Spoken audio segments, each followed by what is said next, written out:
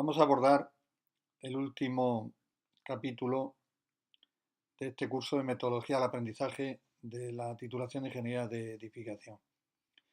Se trata de la realidad y sus modelos. No es posible ejercer la ingeniería sin aceptar que la realidad tiene que ser modelizada, normalmente utilizando métodos matemáticos. Decía Ortega y Gasset que no basta con ser ingeniero para ser ingeniero. Se refería obviamente a aspectos que sobrepasan la condición técnica. Pero antes de llegar a esa prueba está la de aceptar la modelación de la realidad. Veamos como resumen de lo visto hasta ahora y como propulsor de lo que vamos a ver a continuación lo siguiente. Habíamos hablado de conocimiento de tipo declarativo y distinguíamos conocimiento superficial de profundo, amén de establecer como la meta de la metodología del aprendizaje el conocimiento funcional o competencial.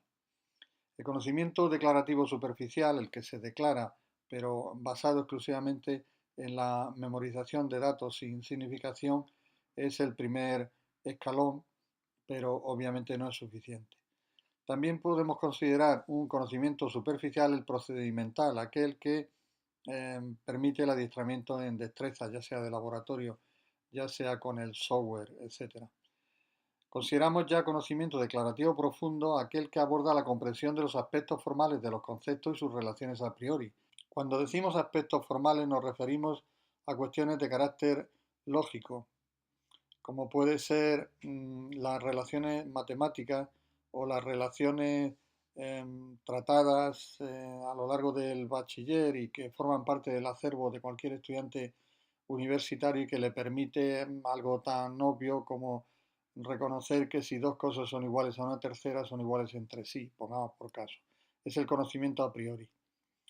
Sin embargo, hay un conocimiento a posteriori también de carácter profundo y declarativo que lo extraemos de la aplicación, porque al tratarse de conocimiento a posteriori requiere de la experiencia, no, digamos, está contenido exclusivamente en nuestra mente.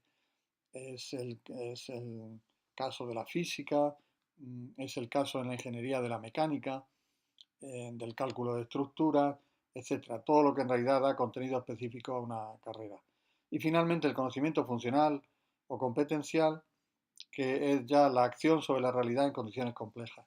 Cuando más allá de los aspectos técnicos estamos ya pensando en aspectos éticos, en resolución de conflictos o en la toma de decisiones. La modelización de la realidad tiene un buen ejemplo en Newton, aunque tiene un magnífico antecedente en Galileo. Newton formaliza su experiencia traumática, más o menos legendaria, con esta fórmula en la que ya está toda la estructura del conocimiento al que nos hemos venido refiriendo. Primero establece una relación entre la fuerza de atracción entre masas, entre las propias masas y entre el cuadrado de la distancia que las separa. Esa primera relación, que aislamos ahora así, es intuitiva o debe ser contrastada experimentalmente. Pero lo que proporciona el valor cuantitativo de la fuerza de atracción entre dos masas es multiplicar la relación formal por una constante de proporcionalidad que en realidad es resultado de experimentar la fuerza de la gravedad entre masas unidad a una distancia unidad. Con lo cual podemos definir la constante gravitatoria como la fuerza que se produce entre dos masas unidad a una distancia unidad. Hablemos ya de los modelos matemáticos, es decir, entre la relación entre un esquema como este y la realidad de un laboratorio. Esquema que siempre se va a traducir en algún tipo de formulación matemática. Aquí tenemos algunos casos de resolución de problemas de carácter estructural con el objeto de conseguir algo tan sencillo como un hueco por el que pasar, lo cual implica el uso de un dintel que sea capaz de soportar la carga que tiene encima. Aquí tenemos una pieza en voladizo procedente de un texto de Galileo. Bien, vamos a estudiar un modelo simple siguiendo este esquema. Una pieza soportada en sus extremos que trata de resistir una fuerza externa que nosotros dividimos artificialmente en dos medias fuerzas. Una pieza en estas condiciones se ve sometida a un tipo de esfuerzo que llamamos de flexión, muy intuitivo por una parte, en el que la pieza tomaría una forma parecida a esta, soportando tracciones en la parte inferior y compresiones en la parte superior. Algo parecido a lo que le ocurre a esta regla.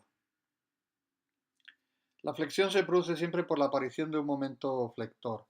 En este caso, el momento flector lo introduce mis dos dedos separados a una determinada distancia son los que producen la flexión. En el caso de la pieza que tenemos en la pantalla, el momento flector lo produce precisamente el par de fuerzas F partido por 2 multiplicados por su distancia, un tercio de la luz. Estas dos fuerzas hacen un juego parecido al que yo planteaba con mis dedos. Esta es la flexión que producirá en esa viga. Bien, ¿cómo construimos el modelo? Pues partimos de una intuición, el equilibrio. Cuando de estructuras se trata, el equilibrio, es decir, el signo igual, es clave. ¿El equilibrio entre qué? Pues el equilibrio entre el momento flector actuante como producto de estas dos fuerzas por su distancia, simétrico al de estas otras dos, que llamamos, que llamamos momento exterior, en equilibrio con la capacidad de resistir que tenga la pieza de resistir que llamamos momento interior. Vamos pues a determinar el momento exterior. Si hemos dicho que es el producto de una fuerza por su distancia, la fuerza vale F partido por 2 y la distancia es L tercios. Luego el momento exterior es muy sencillo, es F por L partido por 6. Vamos a ver ahora la capacidad interna de resistir una flexión. Bien, consideramos que en un material homogéneo la acción de un momento exterior se traduce en una reacción interior que consiste en el oponerse de las fibras, de las distintas fibras del material a la compresión en la parte superior y a la tracción en la parte inferior. Si en la parte superior hay compresión, en la parte inferior hay tracción, parece razonable pensar que se pasa por una zona, una fibra, que llamamos fibra neutra, en la que no hay ni tracciones ni compresiones. Eso implica que si hay tracciones en la parte, hay tracciones en la parte superior, perdón, tracciones en la parte inferior y compresiones en la parte superior, y hay un punto en el que no hay ni una cosa ni otra, pues que la distribución de las tensiones pueda tener un carácter triangular. Naturalmente puede tener una distribución más compleja. Nosotros adoptamos en este modelo una distribución triangular, es decir, las tensiones crecen desde 0 hasta la tensión máxima que llamamos sigma. Proseguimos. T y C son iguales, es decir, la fuerza de tracción y compresión como resumen de las tensiones que se producen en la parte superior y en la parte inferior son iguales. ¿Por qué? Porque el material es homogéneo y el momento flector tiene como centro el propio centro de la pieza. Bien, definimos entonces el momento interior como el producto de C por Z o T por Z, es decir, el producto de la resultante de compresiones y la resultante de tracciones por el brazo de palanca, es decir, la distancia entre la resultante de compresiones y la resultante de las tracciones. ¿Cuánto vale, cuánto vale la resultante de compresiones? Pues si nos venimos a la propia sección, podemos completar así. Nos venimos a la propia sección, observamos que las compresiones se producen en un área que tiene de superficie el ancho de la pieza B, el ancho de la pieza B, por la mitad de la altura h partido por 2. Bien, eso es el área afectada por las compresiones. Como hemos dicho que las compresiones van desde 0 hasta un valor máximo de sigma, consideraremos como tensión media sigma partido por 2. Luego C, la resultante de todas las tensiones producidas, es B por H por sigma partido por 4. Bien, la mantenemos así desplegada para tener a la vista, por así decirlo, todo el desarrollo. Decíamos que el momento exterior era el producto de C por Z. Vamos a ver cuánto vale Z. Z vale la altura total H, menos la altura total H menos estos dos segmentos. Este segmento de aquí y este segmento de aquí. Que vale cada uno un sexto de H. ¿Por qué vale un sexto de H? Porque la resultante se aplica en el centro de gravedad de la figura. Como la figura es triangular, pues a un tercio de su base. Un tercio como la base es H partido por 2, un tercio de H partido por 2 es H partido por 6, como vemos aquí. De modo que queda que Z es 2 tercios de H. Bueno, pues ya podemos determinar el momento interior. B por H por sigma partido por 2 y por 2, multiplicado por 2 tercios de H. Simplificando, nos queda BH cuadrado por sigma partido por 6. Ya tenemos el momento interior. Bueno, pues pasamos ahora al momento supremo, que es el del equilibrio entre el momento interior, BH cuadrado sigma partido por 6, que acabamos de determinar, y el que habíamos visto en una pantalla anterior, el momento exterior, la fuerza por la luz del vano partido por 6. Al hacerlos iguales, estamos en condiciones ya de cuantificar, bien determinando la tensión que debe resistir el material que quiera soportar una fuerza F con una distancia entre apoyos L y con unas dimensiones B y H, o bien qué fuerza resistiría una pieza de dimensiones B y H con una distancia L entre apoyos cuando el material tiene una resistencia sigma.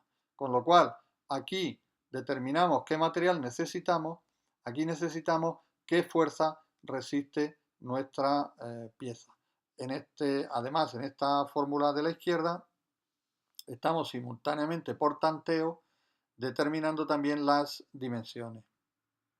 Dimensiones que pueden ser calculadas explícitamente simplemente despejando, por ejemplo, el ancho, que sería F por L partido por sigma H cuadrado.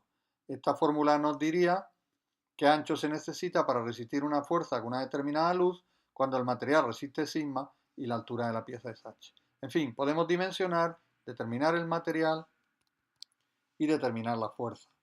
Esta es la potencia de un modelo.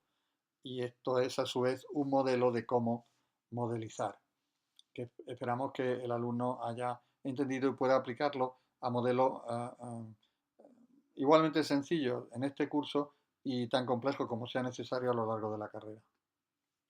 Aquí tenemos precisamente una pieza de poliestireno extruido sometida a flexión en laboratorio con un esquema parecido al que hemos presentado y en el que experimento en el que pudimos comprobar cómo el modelo respondía a la realidad y nos anticipaba qué fuerza iba a romper la pieza, lo que el alumno podrá también comprobar en el laboratorio durante el curso. Vamos a aplicar un esquema a la construcción de un modelo, siguiendo la pauta de lo que acabamos de hacer. Primero, intuición de las relaciones entre variables. Eso es lo que tenemos aquí. Intuimos que el flujo de calor por unidad de tiempo es proporcional a la superficie y al gradiente de temperatura e inversamente proporcional al espesor de la pieza que estamos exponiendo al calor. Esto es una intuición, punto 1. Punto 2. Confirmación experimental de las relaciones intuidas, si es el caso. De modo que esto sería 1 y 2. 3. Definición de valores unitarios o constantes de proporcionalidad. La intuición de las relaciones no nos proporciona los valores cuantitativos del flujo. Necesitamos introducir un valor unitario o una constante de proporcionalidad. En este caso es la conductividad. ¿Qué es la conductividad? Obviamente la extraemos de las relaciones que ya hemos establecido. ¿Qué es la conductividad? Es el flujo de calor por unidad de temperatura, de gradiente de temperatura, por unidad de superficie, por unidad de espesor de la pieza. Ya tenemos definida la constante de proporcionalidad, conocemos por tanto sus unidades y lo único que tenemos que hacer es determinar, paso 4, paso 3, paso 4, es determinar el valor que toma lambda para cada material cuando la superficie es unidad, el gradiente de temperatura es unidad y el ancho de la pieza es unidad. Con lo que tendremos un valor que va a depender de cómo crezca delta T y cómo crezca L para darnos los valores concretos de flujo de calor y por tanto ofrecernos un modelo que nos permite actuar en condiciones de diseño en la ingeniería. Algunas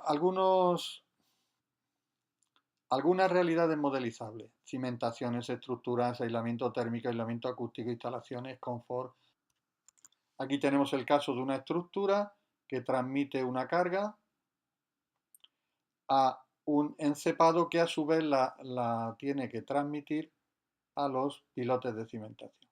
Y eso lo hace como tiene que salvar un vano, y en este caso no hablamos de flexión dada la gran rigidez de la pieza, entonces tenemos que establecer otro modelo que se adapte mejor a la realidad. Ese modelo implica la transmisión de la fuerza a través de lo que se llaman unas bielas, fuerza inclinada que al llegar a este plano se convierte en una vertical y otra horizontal.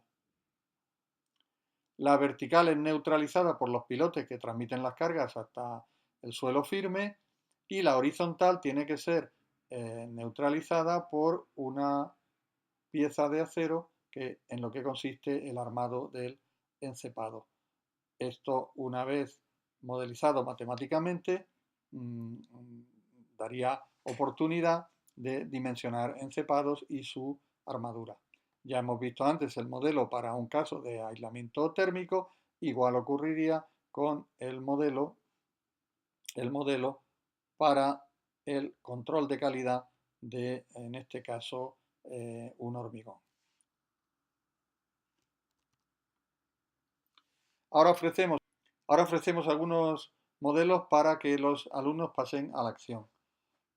Aquí tenemos uno de un triángulo sometido a tracción, uno de un triángulo sometido a compresión, un tercero de una barra embutida en un material y lo que se pide es qué modelo matemático daría cuenta de la longitud de anclaje de la barra dentro del material envolvente de tal forma que una determinada fuerza pueda romper la pieza. ¿Qué longitud de anclaje debe tener la barra para que traccionándola podamos romperla? Ese es el problema planteado y la solución evidentemente no es ir probando barras y longitudes de anclaje hasta que suceda lo que uno persigue, sino un modelo matemático que nos permita anticipar los resultados. Y un cuarto modelo que lo que trata es de buscar el modo de comprender qué sucede en una junta entre dos piezas rígidas cuando las cubrimos con un material como puede ser el yeso. Se trata de modelizar lo que ocurre en la junta.